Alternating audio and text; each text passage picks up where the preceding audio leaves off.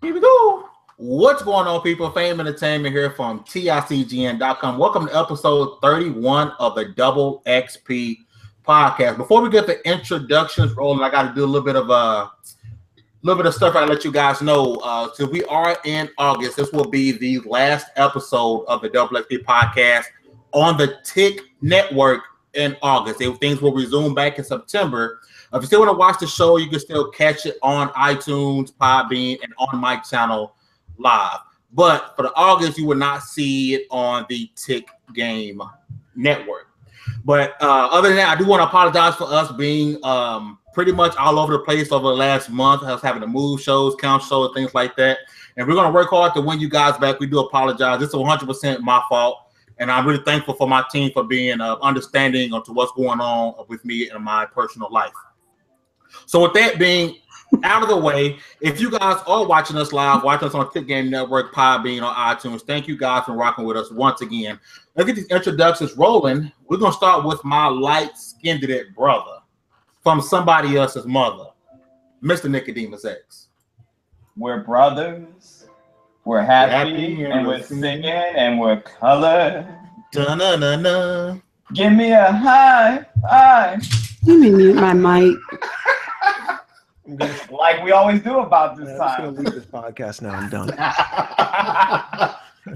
What's happening, man? It's good to be back. Nickodemus, the king of indies himself. And yeah, let's get this thing popping. All right. Next up, we got my right hand, one man, Miss 2v1 herself, Mamacita. Hey y'all, it's Mamacita, and I guess I'm kind of glad to be back on the grid because I've been off the grid for a minute. So it's nice to be back hanging with you guys, and glad to have Miss Ash and Luca with us tonight, and our other guest Alex. Yeah, girl. Hey. We kind of go back. We go back. So yeah, it's kind of special tonight to have you on. But this Mamacita, I promise to keep it classy and sometimes sassy, and some people say a little bit assy sometimes. But you know what? Oh my God. I'm gonna roll with it. So yeah. Roll with it, girl. Roll with it. Hey, you know what? That's what I'm gonna do. Yeah. Just let it all out. Let it all. You can't help it. It's there. It's there. What you gonna do with it? What else you gonna do with it? Shit. Oh boy, I didn't know this was a podcast. I heard myself. Yeah, it goes down. But the pre-show should have told you that, Alex. I wasn't paying attention in the pre-show, but this is going to be an interesting night. But y'all already know what it is. Crunk Girl, what's happening? What's going on? What's happening, people out there? It's your girl, Crunk Girl 711. Happy to be with y'all today. We got actually a nice lot of stuff to talk about, man. Games finna start coming back out again. Oh man, it's a good time right now. A lot of stuff is dropping. So yeah, let's talk about some of these games. And we do have two guests tonight. First up, the lovely Miss Luca. Please introduce yourself. Let people know where they can find you, ma'am. Hello, my name is Luca, also known as the Ash and Luca on Twitter. You can mostly find me on Twitter. I also am on this podcast called RDX on Dealer Gaming's channel, and I do a podcast called Speak Podcast. It's not gaming related, it's more like real life stuff, so that's really cool. I'm happy to be on. I'm looking forward to the show tonight. Mamacita, you know you're my girl though. That's right, girl. I'm looking for the show tonight. All right, we can do that, girl. We can roll with that. All right. And if you ever feel the need to be on your back, you can always be sent to Suplex City. Yes. Oh my gosh. Yes. I am apparently the mayor of Suplex City. I am part of the Press Start podcast. Oh no, it's Alex with 2 X's. My YouTube channel mostly consists of video game discussions, weightlifting discussions, and living with ADD and ADHD. So there's a lot of topics there to talk. And Press Start podcast is on Thursdays at 8 p.m. Eastern. Nice. I hope you guys check out everyone on the panel tonight. Definitely make sure you guys go and check out our guest. Now, before we get with the heavy-hitting topics, I do want to ask the panel, what exactly are you guys playing at the moment? We're going to start with Mr. Nickodemus X. What are you playing, my brother? Crunk. Yeah. Oh, I got Crunk. What you mean? Oh, okay. Oh, I said something. Nick, what you playing, brother? Yeah, I've been playing a few things. Mainly I've been playing Sundered, which just came out. Well, I've been playing before it came out, so I think it came out this week. But I've been playing Sundered, man. It's been kicking my ass, man. Like you really got to grind and upgrade in this game in order to progress. So that's why I'm working on that one. I've been playing the PS Plus games. I just downloaded the Assassin's Creed Just Cause 3 and this game called Downwell. I was just playing that just a few minutes ago. It's pretty cool. It's a little indie game. It was on PC, I think, like a year ago.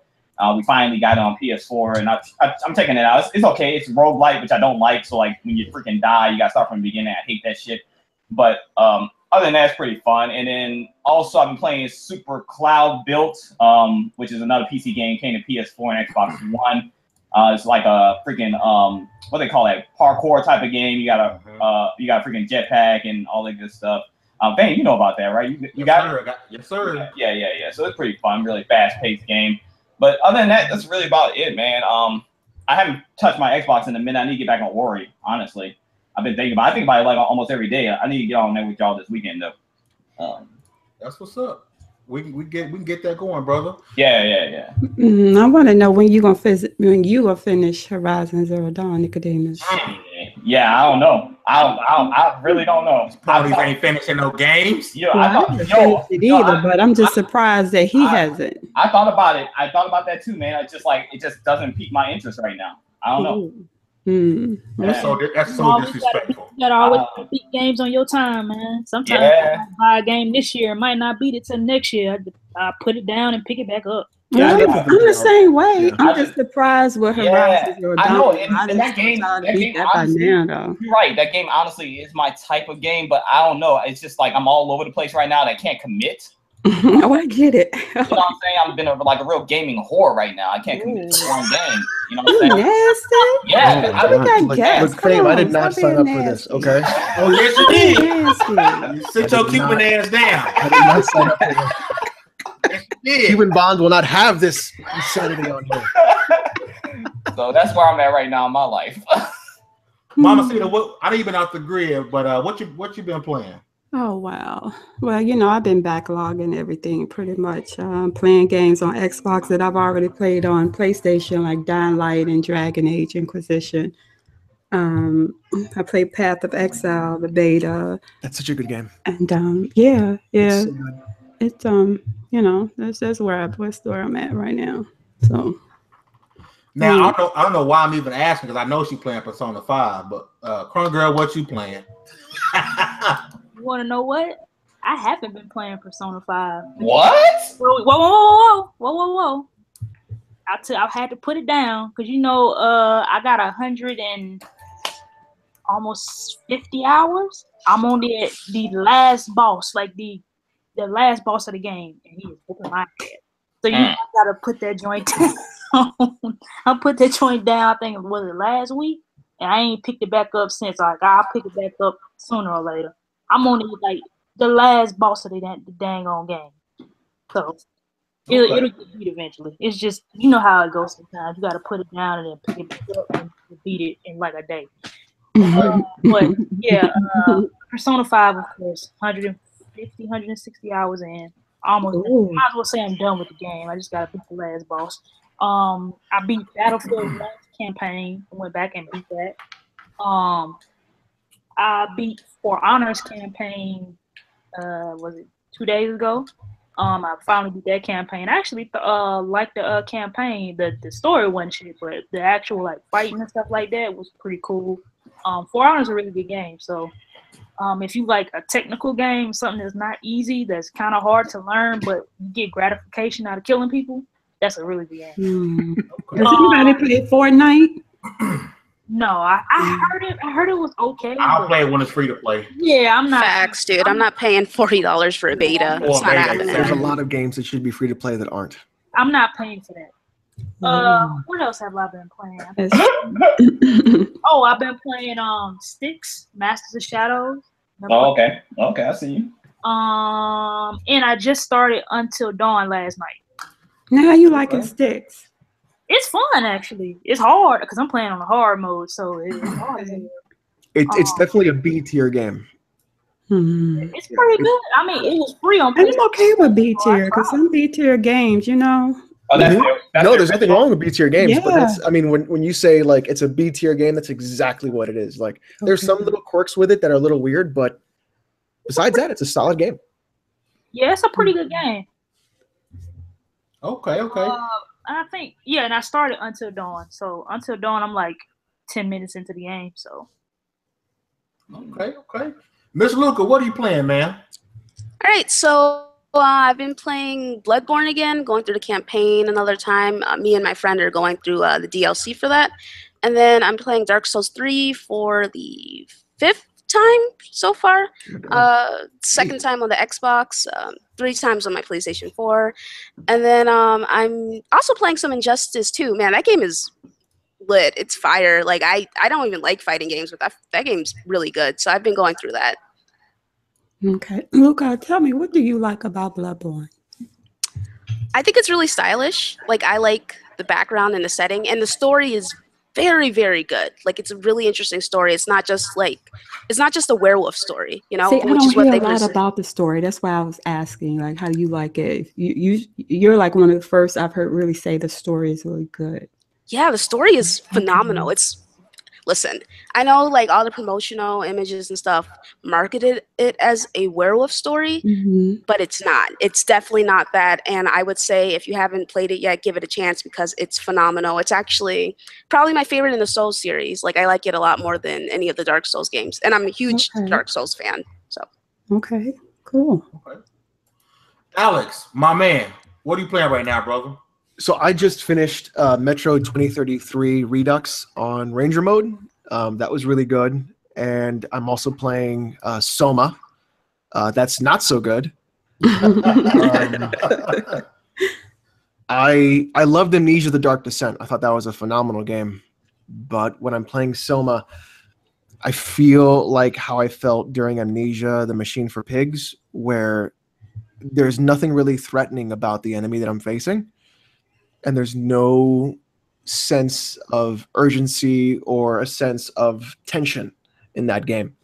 Besides that, I'm working on fixing my N64 emulator to run on Steam.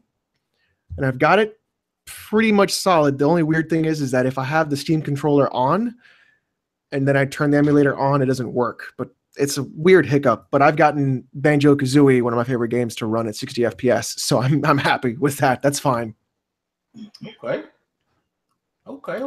Now, before we move on, I just want to say I've been playing a lot of Lawbreakers for the beta ended, and I just want to say this live on this podcast. Any other podcast can get this business from TiC when Lawbreakers come out. I'm talking. Oh, you think so? I'm talking Press Start, Weapon Wheel, RDX. Okay. Anybody can come get this work. So you're the guy that didn't know about the Titan being able to throw down that mine. That's my first time playing the game, bro.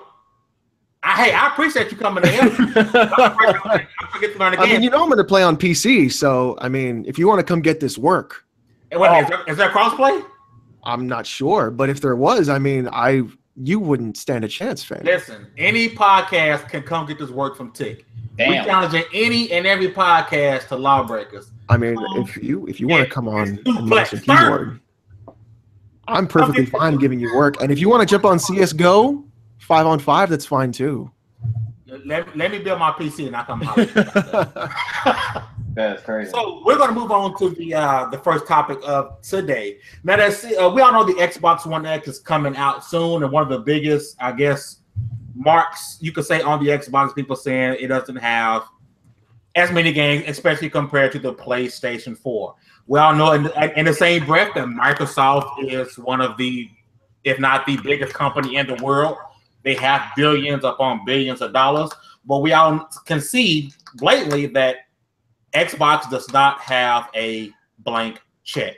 We've heard over and over about investments in first-party studios, and we really and truly have not really seen that. So my question to you guys is, do you think that Microsoft is somewhat fearful of that, and that they may be the reason why the Xbox brand has been held back, because they're not giving them the funds we would think they'll be giving a division that's very, very profitable for the company?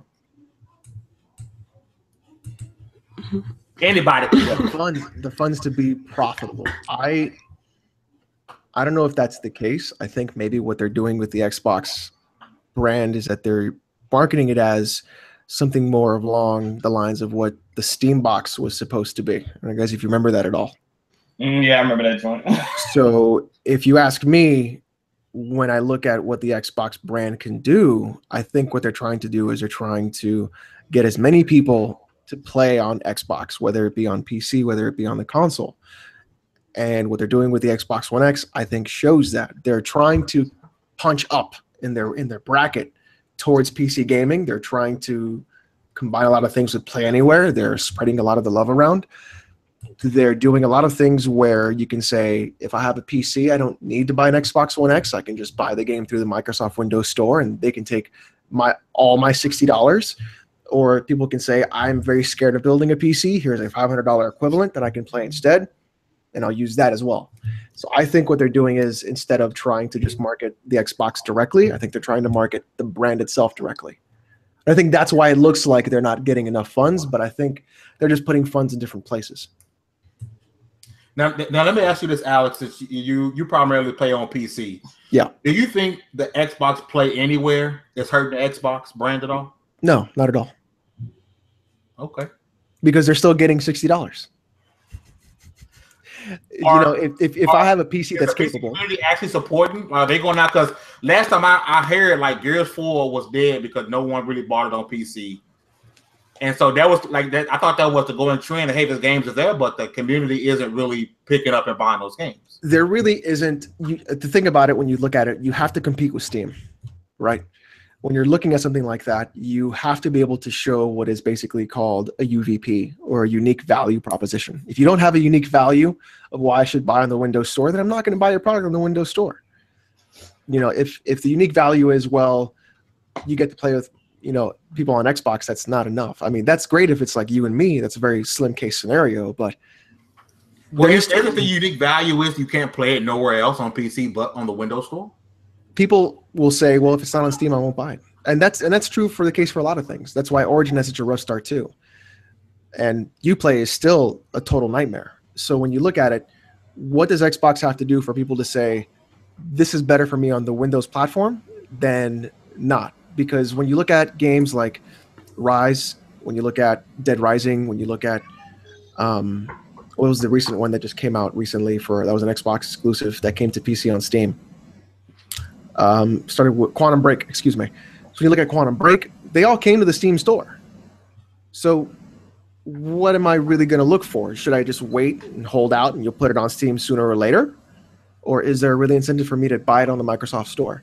Now, if they were to go through and say, here are the problems that Steam is facing, here's how we're going to fix those problems that Steam won't fix, then you're going to start pulling people over to that platform. But if they don't do that, if they don't fix the issues that Steam has, then they're not going to win, and they're not going to gain that dollar. How do you see crossplay though? Because coming into, with that, I mean, I know right now, I don't think that UWP that has really been fully determined as of yet, like where that's actually going to go. But with Microsoft's vision to obviously to unify the platforms, and we know that number of games are becoming more and more, including crossplay. And I know that there's, some advantages to PC gaming, but if the Xbox, if the Xbox One X or whatever, we are enabling at some point, I think the rumor is that keyboard and mouse is going to be enabled on the Xbox One and One X. So with that being an additive, how do you see that as bringing value to UWP and actually buying your game or being an incentive to purchase your game on the Windows Store? If you can cross-play with Xbox gamers and then Xbox gamers being able to use mouse and keyboard. Okay, that's would be the first thing I would think of is, can the people playing on console use mouse and keyboard? This is the first thing, right? And then think about, like, it really depends how the game is developed as well, because when you look at Halo Forge that's on the Windows Store, we can play multiplayer matches on there on the PC. We can kind of like build like little team setups and play skirmishes and stuff. There's nothing ranked or matchmaking, but you can do it on the side. The problem is the mouse and keyboard support for that game is terrible. It's got a lot of what I would call reverse mouse acceleration, to where the faster you move your mouse, the slower the camera moves. And that can be a problem. So it forces you to play on the controller. So I think things like that would really affect it. I think when you're looking at, the really wonderful thing about that would be if, let's say, you know, you and Luca were playing on the Xbox One X, and I was like, let's play Gears together. Boom. If I could play with you as keyboard and mouse and you can play on the controller, that's even better. You know, it might be more advantageous for us, but still, that's a way for us to connect. The problem, though, is when I look at it from that point of view, I feel like I'm getting the better end of the deal, and the console player is not, because now you guys are paying for online, and I'm not. Yep. Right. So there is a better advantage to saying, well, I'll just build a PC because now I can just get the frame rates that I want. I can get the resolution that I want compared to my budget, and I don't have to pay for online. You know, I may not get the games with gold, but I get Steam sales, and I get Windows Store sales, and I get all kinds of other stuff, and I can just do it that way. It takes a lot for people to come to that conclusion, though. It really does. It really does. And it's intimidating. Like, PC gaming is intimidating. Like, I myself decided to start building a PC. I was very intimidated by it until I got with some PC gamers that told me it's easy. You know, they were telling me all the things that you're saying and stuff. I'm like, okay, I'm gonna try it out. And also, I think, like, as far as the costs and labor involved, people get very I don't know if I can handle that. I think it's very simple for someone to get very overwhelmed with a PC and say, I'm just going to spend $1,200, and then just drop $1,200 and not really know what they get and not really know how it's put together, and then things kind of start breaking apart, kind of acting weird, things like that. But like, to me, I never built a PC before this one, right? This was my first PC build, and I've built other ones ever since. And it's so incredibly simple, and there's so many guides out there. There's so many things that you can do. And to me, there's so many advantages to have that, honestly, like, the Xbox One X should have the ability for you to change resolutions. It should have the ability for you guys to change graphical settings. It should have the ability for you guys to dictate whether you want 60 FPS, 30 FPS, or anything else like that. Like, it should have those options, because the system itself, or are you talking like every game should have that? Every single game. Okay. Every single game should have that option, regardless of what platform you're on. It should have that option. Yeah, right? I agree with that. That is something that, to me, is being beholden to what the developer will dictate as what you will play. To me, is insane. It doesn't make any sense. You know, like, we had this vision of 24 FPS on the Order 1886. Well, no, 24 FPS plays like garbage, and I want it to be at 60. So I'm going to make it run at 60 because there's going to be a mod for it, right? And then things like that. So there's always ways around things. And I think the problem that I have is that there aren't enough options in the console space for you guys to really get the full benefit. But when you're looking at, like, what is the value of the Windows Store compared to, like, Steam or things like that, they don't have anything right now.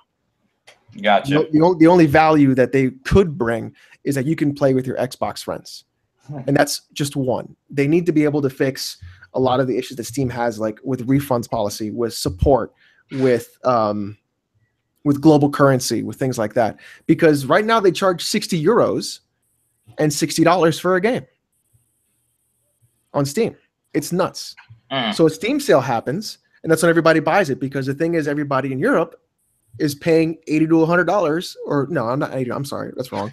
$70 to $80 for a single game when we're paying 60, because it's still in the same. There's no currency exchange. It's just 60-60, and that's kind of shitty. You know, so if you know what, though, you're not the only one that I've heard. It's a lot of people that I know who are either multi-console owners and they play PC or just PC. Mm-hmm. They have the same sentiment about that Windows Store. I don't know what it is about the Windows 10 store. It feels like a mobile store instead of a PC store. When you open it up, it feels like you're looking at it on an app on a phone. That's one of the biggest issues. Well, part of that is we have to remember that Microsoft is actually, you know, their platform is mobile. And there are games that I can't play on my Surface, on my tablet, that I can take with me. I'm not necessarily obligated to play my game behind a desk. And you know, and just, you know, I can be mobile in my gaming. So I do believe that was the vision, and whether or not that vision is going to amount to much or be fruitful for them, but that would explain why you see that when you do go in the store, it does appear to be like a mobile app, because they try to make it touch friendly. Yeah. And then we know that Windows 8, going back to Windows 8, trying to bridge between tablet touch and non-touch. So they've had their issues with that. For Windows 10. That's a perfect example of moving to touch. Yeah, which is why Windows 10, we ended up with Windows 10, which was pretty much a perfect fusion. I think Windows 10 is what Windows 8 should have been. Yeah. Let's hear from Luca. I ain't heard from her in a minute. Do you think Microsoft is holding back the Xbox brand? What you thinking? I think that that's absolutely the case. Xbox lost this generation. It's clear that gap isn't getting any smaller, honestly. I know people argue against it, but they lost and there's nothing they can really do about it. I think that the Xbox division, I think they are content with where they're at. And they are trying these other avenues because it's like, well, we might as well try and make money from other places because we're not doing that for our hardware sales. That's just my opinion of it. I think that when you're getting your teeth kicked in basically with those sales, then you look to other avenues and you accept the writing on the wall and you say, okay, we lost this, but let's focus on other things to make this platform profitable. And it is profitable. But you know what though? I don't think Microsoft should do that. I think they should fight. You didn't see Sony do that last generation.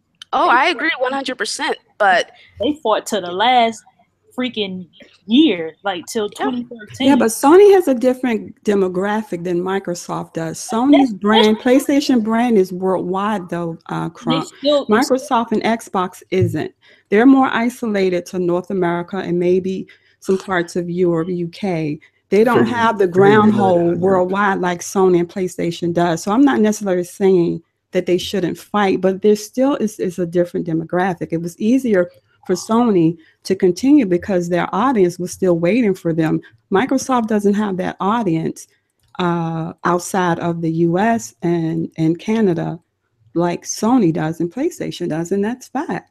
Yeah, I mean, for me, I understand what y'all saying completely, but like from a person who's been with Sony since PlayStation 1 and seen them at their highest and them at their lowest, I just feel like Microsoft can fight. I'm not giving up on Microsoft like some people are, even though I'm not even a Microsoft type of person like that. But I still like just the same thing with Nintendo and everybody. I want them to fight because I feel like you getting your teeth kicked in, maybe it's a good thing. You learn from it. You're getting features. You're getting things that maybe you wouldn't have not gotten if things hadn't happened. I agree with you 100%. I'm saying that I believe that they've given up, but I don't want them to be like that. I want them to keep fighting. But this is what I'm viewing. The kumbaya stuff, they're very chill. They're very chill for people who are losing. And I mean, at the end of the day, they're still making tons of money. So who's actually losing, right? Right. That's what I'm about to say. Are they really losing though? Are they really losing? So I just think they're content where they're at. You don't have to be the winner to make money, and I think that's the point. You just got to cash that check. Yeah, I know does that very well with iOS and iPhone. They are not the global leader, but they make way more money than Google ever will with Android. Yeah, but we're talking about like the Xbox division, right? So like it's a difference. I mean, there's not a difference, but like Microsoft is the one that no, it's not different. I'm talking about making a comparison between a company not having to be number one and still be profitable. Yeah, that's the I get that. Microsoft is smart. They're gonna make sure they're profitable, like you guys said. Like if the console isn't selling well, they're gonna go into software and all that stuff. Let me ask you guys this: do you guys think that it would ever become a case to where they will be a totally just software company, third party, like Sega went? If this generation doesn't do better as far as consoles go, if they see they're making more money in the gaming space, what's to keep them from like not making another console? Like realistically, what's going to keep them? They're not going anywhere. Microsoft, yeah, they're not. I'm not saying they're going anywhere. I'm just saying like what's to keep them from getting out the console? I mean, Xbox is still profitable, so I don't see why they would consider doing that. You know? Unless they were like losing really badly, that I just don't see that happening. I think everybody's ego is too big for them to just walk out and leave. Like you know how long I've heard Sony is going out of business and Sony is doing. I'm like, I kept telling people, yo, Sony. Obviously, their ego's not that big though, because they kind of have settled, like we said, right? So No, their ego ain't that big. Settling is different than just. It might not be. It might be giving up. It may not be giving up. It may be like the best option for them in their eyes. It may be the best strategy. If they were giving up per se, they wouldn't be making a. I think they wouldn't be making a 1X. They wouldn't be pushing for all these new things, and it's. I don't. They're not going anywhere. Yeah, I don't think that Microsoft is giving up. I think they may have. They understand that globally. They may not make up the difference in those numbers like Sony did, but I think they understand on the home front that they can still close the gap on the home front, and they can stay as close on the home. I don't think they want to lose the home front though, and even losing it by a really large margin, which is why we're having the services and the games and things that they're trying to do, because I think their battlefront is at home. I just don't think it's globally though. But you think about Microsoft per se, like y'all was saying, like Sony has global and all that stuff. Last generation, they were doing pretty good globally, and they were just getting their teeth kicked in the US, and it's kind of switched, like how everything is switched. Right, but Sony caught up from global sales, not US sales though. I think with the US sales, it's crazy to think how, even though Microsoft is actually not doing bad, it's just that Sony is just doing way better than expected. Right, because in the U.S. sales is what? They're about like what, 1.23 million? Yeah, it's not crazy like amounts of numbers, like, but right. The UK is really where Sony is killing it. Sony is killing in the UK. That's where they're making their grounds at, like pushing the number forward is the UK. Japan is so. Japan really. Japan is Nintendo territory now. I'm about to say Japan belongs to the Switch. Yeah, like, Japan is it's the UK. That's really where Sony is like dominating in the forefront when it comes to like software and hardware. The UK, they are killing it. I'm not sure about Sony's financials, but I from what I've heard in passing, correct me if I'm wrong, a lot of Sony's financials are because of the PlayStation, not because of their TV sales or anything else. No, it's all PlayStation. I feel like they're riding on that a lot more than a lot of other companies are compared to Microsoft. And Microsoft has Windows, Word, Office, all that other stuff where they have global contracts with other people, with other companies and corporations. So they're able to create much more revenue much faster than other companies are than just having a one-trick pony. That's a pun, by the way. Yeah, I got that. Very clever, sir. When you consolidating stuff too, like they got rid of their computers, they got rid of buildings, and. But I see a lot of where this is going. To be honest, I think in maybe the next, I would say 10 to 15 years, it won't be consoles at all. It'll just be an app on your TV, and it'll just be a service. Sony service, Microsoft service. I'm ready for that. I think Microsoft will get there first. I definitely agree with that. They are talking about that. If in 10 to 15 years you just turn on an app on your TV and you just play your games there with a Bluetooth controller, put it up to your TV, and you're done. And you don't even have a box. They don't even have to charge you. They don't have to ship anything. They have to build anything.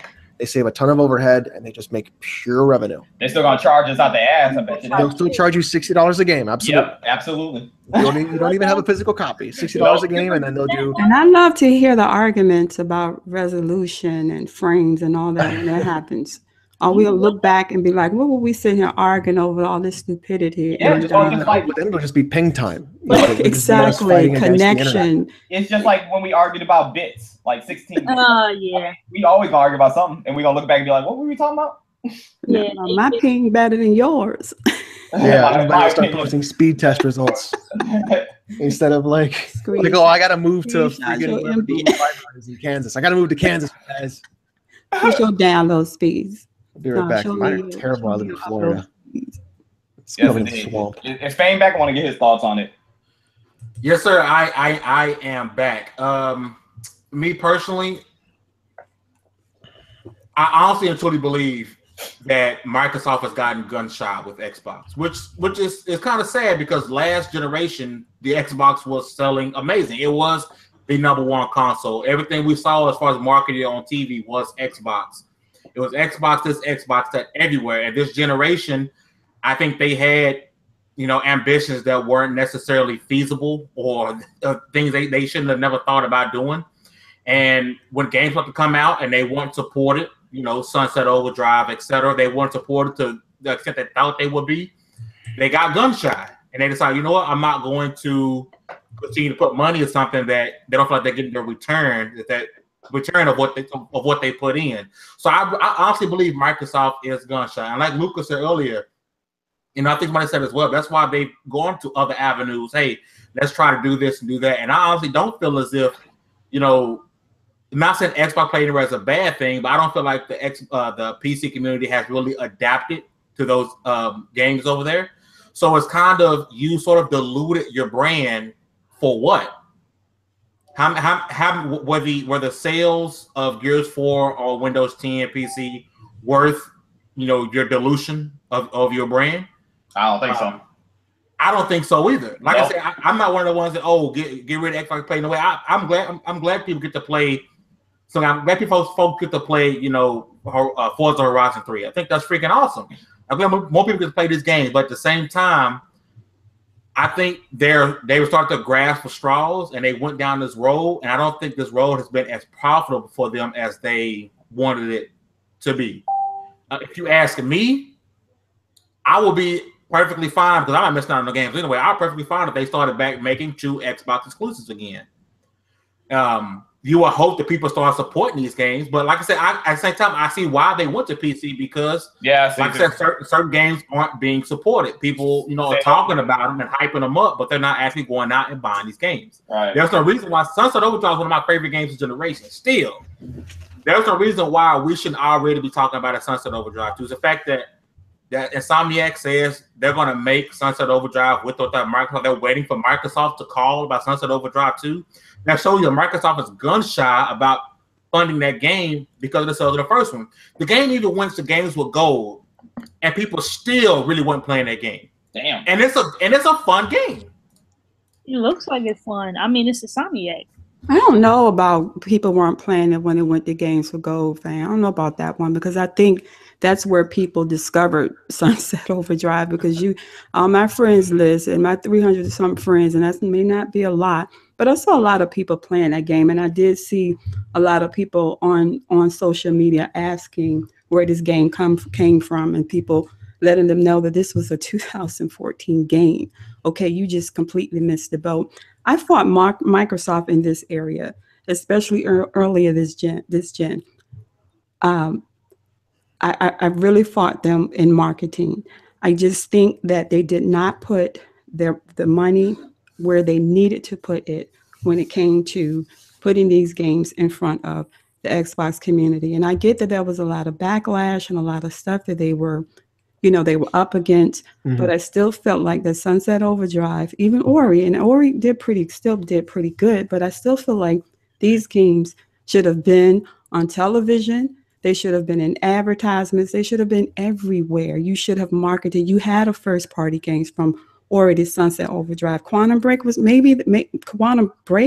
I think, was really the only game outside of Gears and Halo that was really given first party exclusive status treatment when it came to marketing. And that's where I fought them at. They just did not support their games as far as marketing, putting them out in front of that gamers. Even when the day one, when you wanted to buy the game, you go into the buy Sunset Overdrive, you didn't even see Sunset Overdrive as a lead in the game store on the Xbox until the next day. Why was that? Yeah, their marketing has been really bad. Yeah, in general. Yeah. I don't understand that. They're the masters of marketing. I don't understand that, though. That generation, they marketed the hell out of their games. Like, I was getting pissed off at Sony because their marketing. Yeah, right. I think Microsoft will get a big marketing boost with this whole Taco Bell thing, because Taco Bell got a commercial running every other commercial. It's ridiculous how many Taco Bell commercials we see, right? So the Taco Bell thing. I think the Taco Bell thing will actually help far as letting people know, hey, we do have a new console coming out. Yeah, bro. I think it's sorry, Alex, hold on. I think it's a start, but I think they need to be doing a lot more than just teaming up with Taco Bell. Like, I was having a discussion with someone, and they're like, well, it's cheap, and it'll be good and it'll work out. I'm like, yeah, that's the problem. It's cheap. like what? Like, are they gonna put any money behind backing this product? It's just it's disappointing to see. I feel like they could be doing more, but they're not. And like I said, it's a start, but it's a cheap start. And I want to see them do more. Their marketing needs to step it up. Yeah, I feel like with the Xbox One, especially, they had it, honestly. This is my opinion on it, but it was a burning trash fire from E3 reveal to up until recently. And Phil Spencer has had to do a lot of work to get the stigma of that E3 reveal out of a lot of people's mouths. Because it has been people that don't even play games were like, oh yeah, it's always online, right? And people were like, no, dude, it's gone. And they're like, yeah, I don't care. I'm not dealing with that. I'm over it. And that has really, really bit them in the ass, like continuously over and over. And it's a shame to say, because they had, if it wasn't for two specific things, if it wasn't for the pushing of Kinect, and if it wasn't for them trying to push always online, the Xbox itself would be in a much different place, because you're looking at, here is a $500 system with something that's shoehorned in that I don't want, which is Kinect, and I have the potential of it being always online, and I can get the PS4, which doesn't have Kinect. It's $100 cheaper, and I can share my games. I'll just go there. I mean, the marketing did it for themselves for Sony. Let's be honest. Yeah, really. Microsoft had to really push that narrative for you, and they failed on it. Then they had to turn it around, right the ship, then try to fix it. So we can say they're marketing this or marketing that, but they had a massive uphill battle to even try and sell consoles in the beginning compared to the PS4, because they made a decision to not do what they should have done, which is be competitive. I think so. Would we say that the PlayStation won this generation, or Microsoft lost it? They just lost it. Honestly, I think Microsoft gave it to Sony. Because they had all the momentum coming from 7th gen. They did. They had but you know what? But we can say the same thing about the PS2 to PS3. Mm-hmm. Yeah, you know? Arrogance. Yeah. It's the arrogance. What were you going to say, Crunk Girl? No, I was going to say that I kind of believe that too. But also, got to realize as well, Sony's always slow in the beginning of each generation, and they pick up towards the end. They do it every time. So they got a little head start. Yeah, Microsoft gave them a head start, and then now they're just pushing along, chugging along. Yeah, this is the time right now where PlayStation usually does pick it up, and since they had that big of a head start, they're just blowing it out the water right now. That's why you see it like that. Are they peaking? You think Sony may be starting to peak this year? They started their peak. As a peak. When it comes to like games and stuff like that, the first party and third party are starting to peak and start. I would say 2018 will be their peak. Yeah, I don't think it's peaking, but it's not at the peak, because I think 2018 will be their peak. The year where a lot of the games that we were looking forward to finally were starting to drop, and then also the third and second party joints that we usually deal with all the time are bringing back games that most of us enjoy, that Sony fans enjoy. It may not be for everybody, but the games that we always want are coming over this way, and so we're good. Now, speaking of games, one of the games I'm really super hell excited for is Hellblade, and I know Nick actually wanted to take a little time and talk to you guys about the game, a little bit of update of going on with Hellblade. So Nick, I want to give you the floor so you can spiel, sir. Yeah, Hellblade. A lot of people are hyped about it and stuff like that, which is cool. For those who don't know, Hellblade is being developed or has been developed by Ninja Theory, who brought us games like Devil May Cry. So everybody seems to be really hyped about it, a lot of talk and everything about it, but I just want to make sure everybody knows what they're getting into when they actually play Hellblade. I think a lot of people think it may be some type of hack and slash game because, you know, Ninja Theory is known for doing games like that. But this game right here is going to be heavily story driven. You're playing as a main character who's struggling with like psychosis, which is a mental condition where a person sees visions, hears voices and things like that. So you're really going to be playing inside the head of Senua. That's the main character's name. You're going to be playing inside the head of Senua. And I've been watching the developer diaries, and it's crazy like the lengths they went to actually bring psychosis to life in a video game. So I think a lot of people, they're either going to be really disappointed or pleasantly surprised. Now, there is combat in the game, as you see from the trailers and stuff like that. But that combat, I don't think it's going to be just the whole game. I don't think it's going to be like God of War or, you know, like Devil May Cry, nothing like that. I don't think it's going to be combat heavy. And I think people really need to be understanding that before they get hyped and then disappointed at this game. One cool thing though is that they I hear echo. I mean, I love the sound of my voice and everything, but I hear echo. But no, another cool thing is that Ninja Theory is only charging $30 for the game, and it's going to be digital only. That's a drawback to some gamers, but they're cutting costs so that gamers won't have to pay so much for the game, which I think is pretty cool. But yeah, I just want to make sure everybody understands. And me and Alex, we were talking beforehand. I wanted him to touch on this, on his opinion of the game live. But we were talking about beforehand. You were saying, Alex, that you think the game may be a disappointment, more than a success. Why do you say that?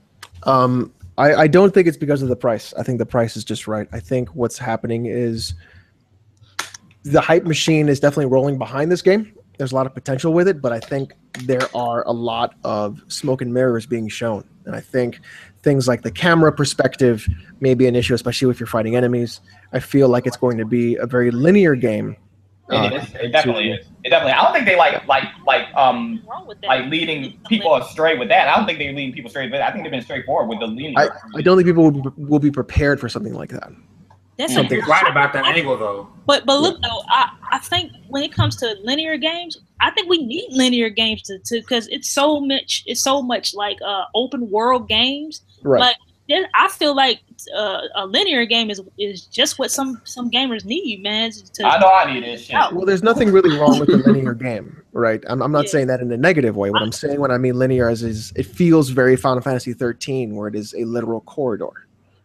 Is what it really feels like. Okay. I mean, I think we need to wait and see a bit more of the game. I mean, it's only $30.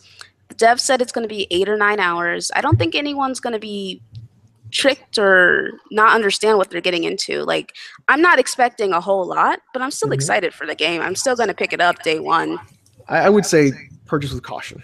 I just feel like Ninja Theory may not have had the best track record recently, and maybe it might not be everything people are expecting. Although I do think that their use of psychosis is a great idea. I feel like they may sort of maybe bash you on the head with it a little bit too much, and it may ruin a couple of things. It's a very delicate subject to deal with, especially in a game context. That's why it's important to know what you're getting into. I think because they have like so many developer diaries. I don't know if other people do this, but like when I'm interested in the game, I actually research it. You know what I'm saying? I actually go out there and see what the developers are bringing out, and they have so many developer diaries. So like if you watch that stuff, you'll know what you're getting into, and you can make like a good decision as far as the purchase goes. You know what I'm saying? I think, like you said, it will throw a lot of gamers that don't do that. They'll think it's like, you know, more open world. They'll think it's a hack and slash and all this other stuff, and then might get disappointed in it. But I just want people to like really give the game a chance for what it is. You know what I'm saying?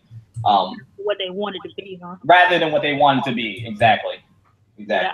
I think they have a good how can I say this? The actual substance of the game, because like Nick said, I watched the dev diaries too since the beginning. And I've watched a lot of them, and I was very interested in the psychosis, and like I've never seen that in a video game. Me neither. Yo. Like, this is freaking crazy. Like I'm wondering how this is gonna work in a game. But I'm like, I want to give them a chance because we've never seen it before. It's something different. And that's what I want developers to do. Even if it doesn't work out per se, I at least give them a chance to try something different. And if it works, then you know what? We may see more games with this type of stuff in it or something like it, or people may not be afraid to try different things. Yeah, I like the idea of them exploring mental illness in video games. I think that's interesting. It's very interesting, like especially like if you watch the developer diaries, like this chick is crazy. Yeah, man. The dynamic theme is creepy as hell. I don't know if anybody else has a dynamic theme, but it is creepy as hell. Like it's a little wild. I've seen it. And this is completely different from what Ninja Theory does. So I'm excited because it's something different. So nothing I want to hit on. We do know that PS4 update 5.0 is coming around soon. Now, one area that I think Microsoft and Xbox has been dominating Sony in besides custom controllers is features. Custom controls, really, fam? Listen, let me damage control, sir. Oh yeah, please explain this. They've been leading in custom controllers, consoles, and features. I think Microsoft is leading the way in consoles when it comes to features. Now, PS4 update 5.0 is supposed to be coming around, and one of the rumors is that we are finally going to get PSN name changes. So the question I want to ask the panel is, number one, do you care about PSN name changes? Yes or no? And what would you actually want from this update? Because it's supposed to be big. Well, I'm gonna say it like this. I don't believe that.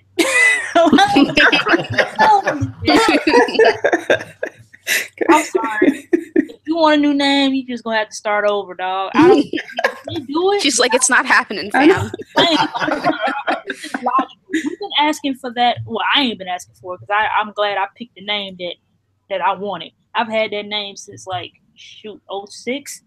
I've had the same name since 2006, so I know what name I wanted. But for the jackasses who named like they just crazy with names, I'm sorry, buddy, I don't believe it. But nobody wants to be Butt Assassin 2K2 forever. Like, people grow up out of that stuff. Very true. But I mean, it is what it is. I've gotten used to it. Sony, I don't believe that.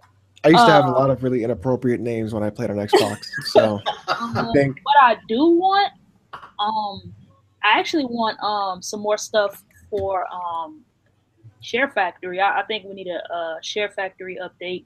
Even though they always updating it, I love Share Factory.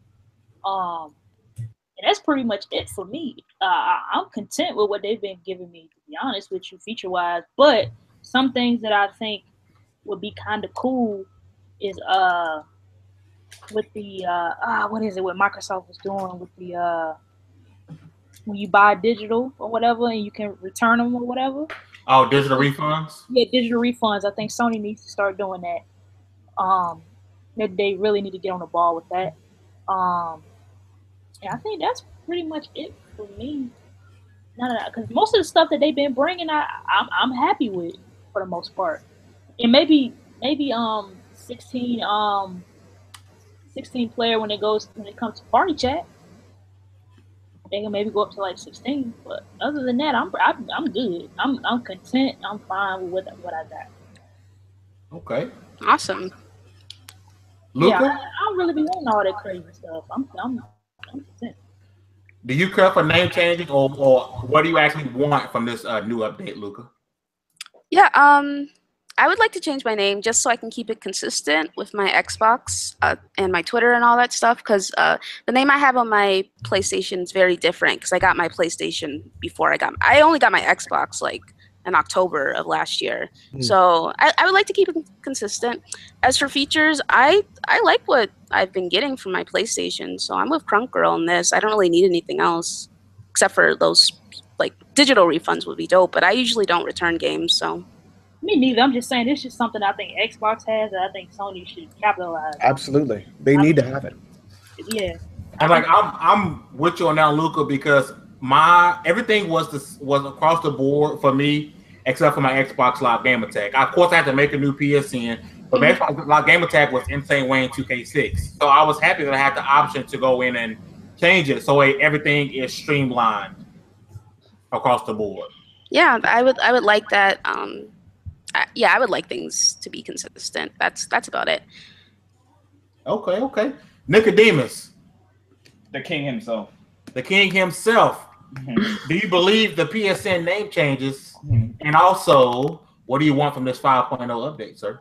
Yeah, believing in PSN name changes is like believing in Santa Claus or the Easter Bunny, man. It's like, it's not. Wait, you don't believe in Santa Claus?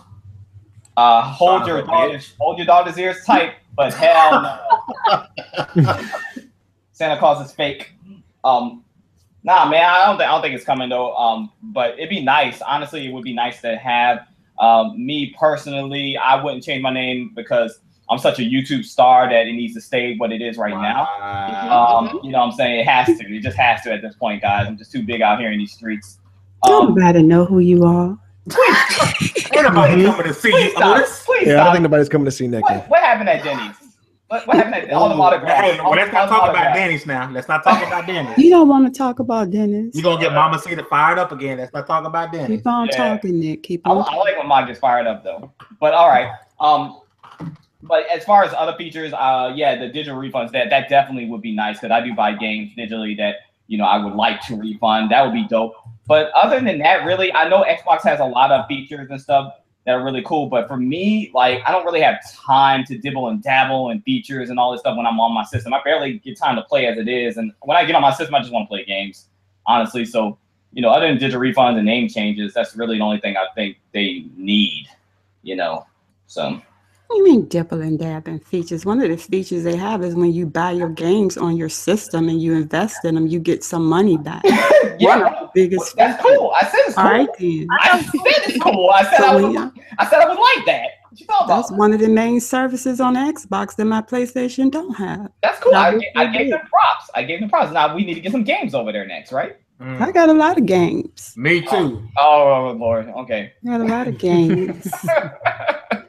Down there rabbit hole, sir. You got some games in 2017, and then you want to holler Xbox. Get his ass, man. Get the heck out of here, bro. Get the heck out of here. I had my PS4 since 2013, and you in 2017, and then you want to talk about games. We've been having those exclusive indies for a while, okay? Get the heck out of here. Not on Xbox. There are over 300 exclusive indie games on PS4, and it's only like 100 and some on the Xbox. Wait a minute. So do you have 300 indie games? Do you own 300 games? Or you bragging about stuff you don't own, sir? Step your indie game up, okay? You don't know what I got over here. You bragging about stuff you don't own, sir? You don't know what I got over here, Sam. You don't know what I got over bragging about stuff you don't own, sir? You don't know what I got over here. Don't worry about what's in my pocket. Don't worry about what's in my pocket. You understand? Don't worry about that. He got lint in his pocket, fam. Oh my God. Wait, Nick, you still have that tampon in your pocket? I got a question though, but I don't know if it's on the topic. Have y'all checked out the PlayStation Plus and Games for Gold? Yeah. PlayStation Plus. I've heard from a lot of people I know they was like, yo, Microsoft is not doing too good these past couple of months. Wait a minute, Slime Rancher has been getting great reviews. Oh no, I'm not. I didn't say it, God. You got the deep voice when I said that. I was like, he come out of the woodwork. Hold on now. I know me included, and Nick was like, yo, Sony out here throwing out this trash. I don't know what's going on, but the last 4 months of PlayStation Plus, they've been doing all right. Yeah, they've been doing all right. They finally doing all right. Well, that's because they're getting ready to raise the price on y'all ass again. Shit. They better not. They better not. They better not go higher than Xbox Live. I'm a boycott. They're going to raise it up higher and say, well, it's because we added PS Now to us. Now you got to pay $80 a year. Watch. They're gonna add PS Now to it. Watch. Hey, Fame, they're gonna hike the price on for PSN Plus, but then decrease the speeds, the download speeds on PSN. And they're gonna go from 20. If they do add PS Now, they need to add it at the same price. Like they need to add it at the same price. I mean, I'm not gonna touch that trash, but I mean, I would play Nino Kuni, but because I'm not hooking my PS3 back up. And but I want to play. I wish they would remaster Nino Kuni. I don't want to play a regular version. I want the remastered version. I'm sorry. I'm still hurt that they pushed my game back to January. I hope they do, though. I do hope they do allow name changes. Though I know my PlayStation friends been asking for that for a minute, so that'd be good if they bring that feature. And I personally, be honest, I don't necessarily have any features that I've on my PlayStation that it's like I have to have. I on my Xbox is what it is. PlayStation is what it is. I game on both systems, and I treat each system for what it is. I don't need those systems to be each other unless there's something that just absolutely works on one that I just feel like I have to have on the other. Other than that, they are what they are for what they do. I think PlayStation has been slow, but they're getting there. Because I think like some of the joints that they do aren't big, but once they do like their huge updates, a lot of the stuff that we be asking for, they actually do put it in there. And one feature, to be honest, that I would like on my Xbox, that's not on my Xbox, that's on the PlayStation, is share play. Some type of share play feature. I would like that on Xbox for real. Yeah, I've gotten my friends to actually buy games they wouldn't buy because of share play. I need Sony to stop trying to invest in PS Now and just go ahead and let us go ahead and get backwards compatibility popping and quit playing. Yeah, they invested way too much money in it, but I do agree with you with that. Now, let me ask y'all this really fast. If for some reason, let's say, because obviously everybody cooping on PS Now, so it can't be doing too well, right? Let's say they say, all right, now PS Now is a part of PS Plus. How much extra month are you willing to pay for PS Plus if they added PS Now? None. I don't want it. I want no parts of it at all. It should be free. Yeah, exactly. It should be free. At $60 a month, it should be free. With PlayStation Plus, I wouldn't mind maybe $5 extra because most people that I know who have PlayStation Plus, man, they good till like 2022. maybe not the whole thing be free, but maybe just a couple of games like rotate in PS Now be free if they can't afford to do that. But I'm not paying more for PS Now. No. Do y'all know anybody that uses PSN now?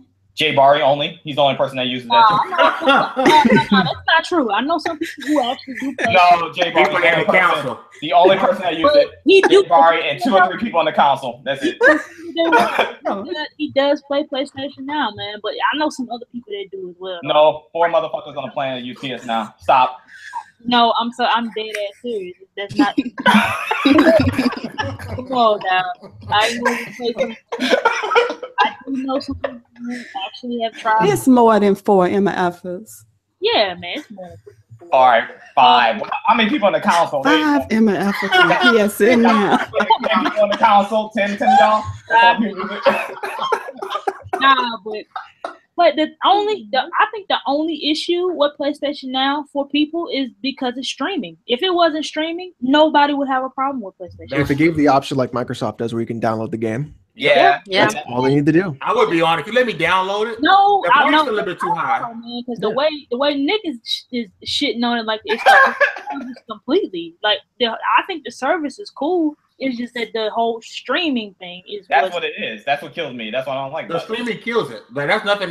That's not a price in the world if they could drop it down to make me get it. If it's still streaming games. And the thing is, even in the US, the internet is so terrible. Yep. And there's so many data caps. It's unbelievable. It isn't good enough to stream the games. It's not. And it's basically, I mean, we live in such a country where we're so far apart and spread out that there's so many people that don't even have like good internet. And good internet meaning like I have 80 down and 10 up, and that's not even good.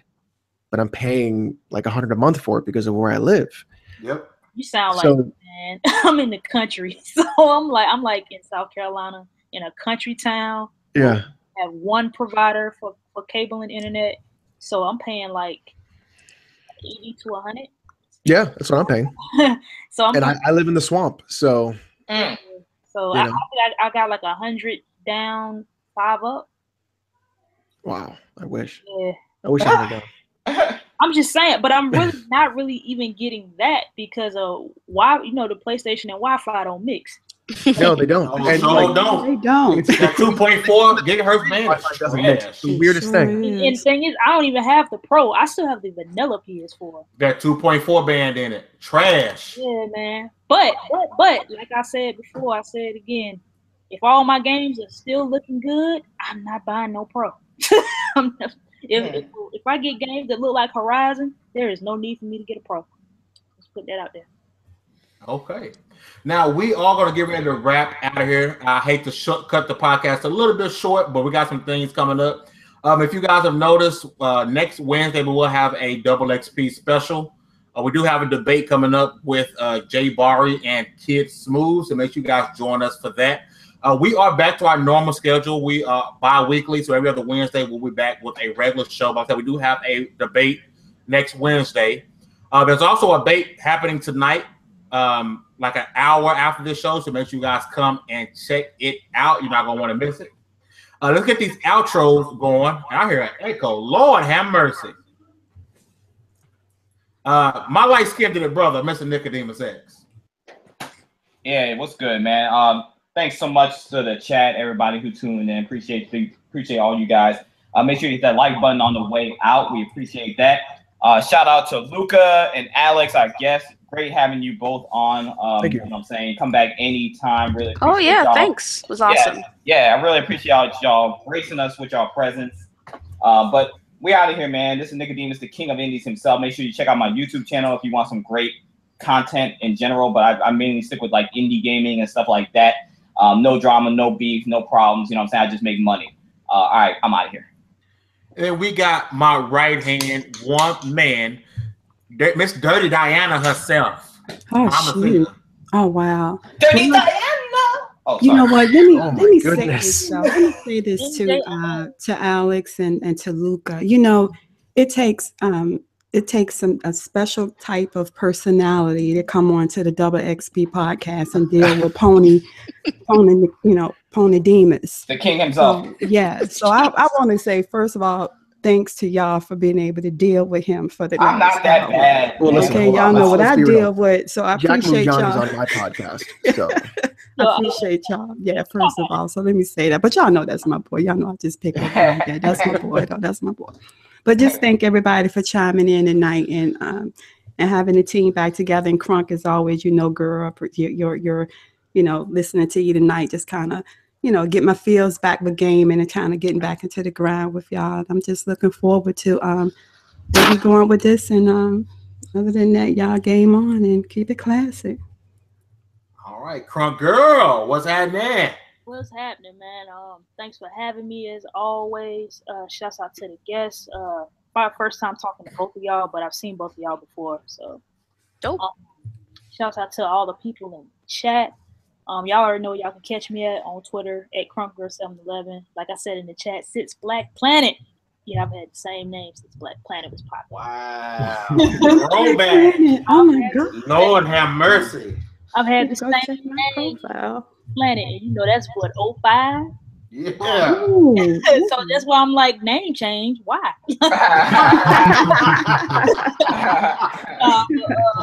Yeah, man. Thanks for having me as always. I think we'll be back 2 more weeks, and I think by that time it's gonna be a lot of games starting to drop. August is gonna drop a whole bunch of stuff. So. Looking forward to that. Oh, and shouts out to KidSmoove. NBA Live demo drops August 11th. I'm actually gonna download that. I'm gonna give it a shot too, but I gotta give a shout out to KidSmoove because my man has been going to war on Twitter for NBA Live. Yeah, he's a fan of that. 2 years. And so we did have 2 guests tonight. We're gonna start with the beautiful Miss Luca. Once again, let people know where they can find you, ma'am. Hey, I just want to say thank you so much for having me on tonight. It has been a blast. The panel is amazing. I'm so glad that you asked me to be on.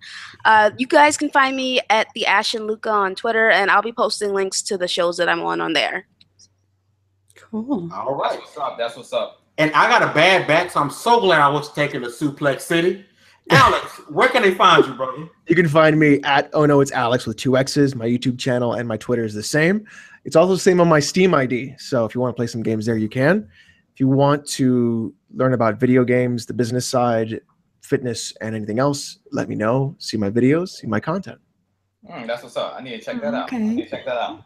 I got a back workout routine to get you in shape, man. All right. I need to Just a couple of bands. That's all you need, man. I need to get rid of this tummy of mine, dog. Yeah. You need to get with you then, Alex. Yeah. I mean, okay, look, I do some really cringy shit in the beginning of the videos, but that's okay. It's just cringy, right? It's fine. Okay. Yeah. I need to get with that because everybody knows my stamina is off the chain, but I can get a little stronger, I guess. Yeah, we know that. We know you don't last long, Nickodemus.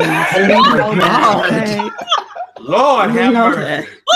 We already know. Oh my God. Stop fronting. You already know. I'll be going all night jump long. I'll definitely jump out. I'm not gonna lie, I'll jump out, but I come back, don't I? I feel like there's some history here that we need to unpack. I don't even know. I feel like there's history that we need to unpack. No, we can play knack together. We can play knack together. That's what we're talking about. Come on, Knack. Nick was also naked under his sheets playing The Witcher, but with the controller. That is 100% true, and I live stream just the same. I don't care. So just a quick reminder, if you guys are listening or watching this on the TiC Network, this is the last episode we're having here until September. If you want to watch it live, you have to come to my channel. We will keep the show going, but it's the last one on the TiC Game Network until September. Also, another quick reminder, in 50 minutes, I will have a debate going up with Mr. Suplex City himself and Dealer Gaming.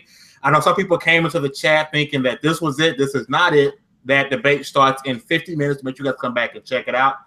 Oh, okay. This is episode 31 of the Double XP podcast, and we out. Peace. Bye. Bye. Peace.